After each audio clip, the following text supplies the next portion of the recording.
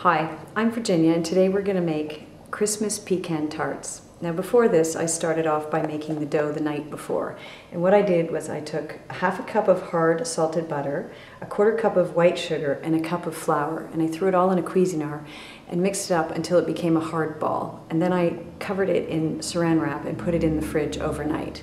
So that is what this is right here. And now what we're going to do is we are going to take some Pam and spray the tins so that the tarts don't stick. And then what I like to do is, because this is sort of a family tradition, I like to get my girls involved. I generally give the older girls the task of making the shells for the tarts. And then my youngest daughter is usually the one that puts the raisin, and we'll talk about that later. So we cut up the dough like this, and I put bits of it into each tart, and by putting it in like that they soften, and then it's easier to make the actual little tarts like this. And then we just start playing with it until it covers all the way up to the sides. I don't like it to go over the sides because then they're harder to get out. So you just play with the dough, and depending on how you like your butter tarts, you can make them more doughy or thinner doughy, like this. There's one. And then you do this until you do all of your little tarts, and then we're going to put it in a 350 oven for 5 minutes until the tarts just turn a nice beige color.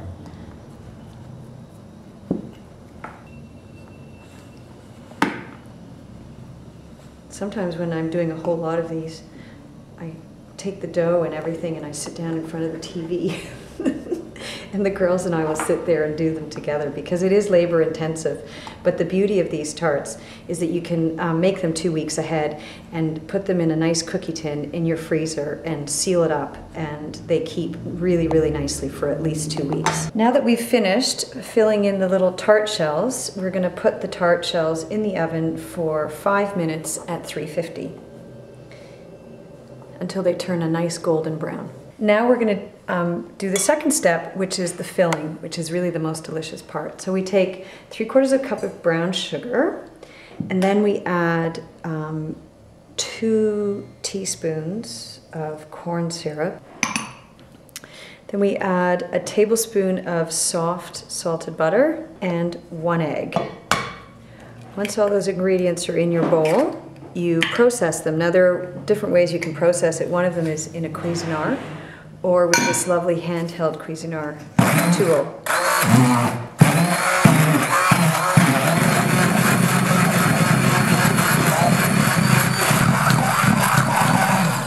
There we go, it's all done.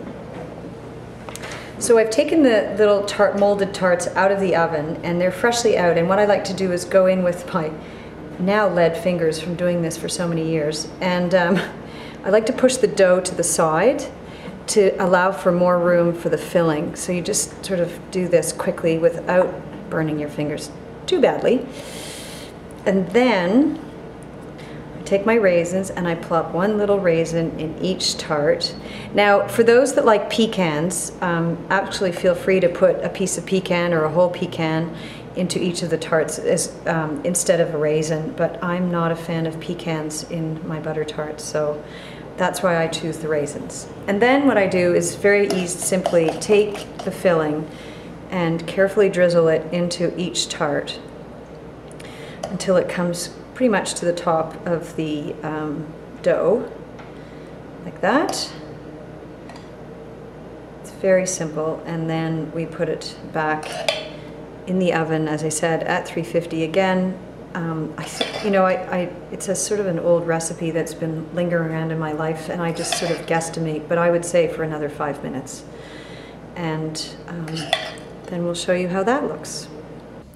So I've now taken our delicious butter tarts out of the oven, and what I like to do is I just like to run a knife very lightly around the edges when they're still a bit warm, so that I can just loosen them from the sides of the pan to ensure that they don't stick. So our butter tarts have now cooled, and so they're easy to remove, as you can see, because we loosened them. And now it's time to plate them.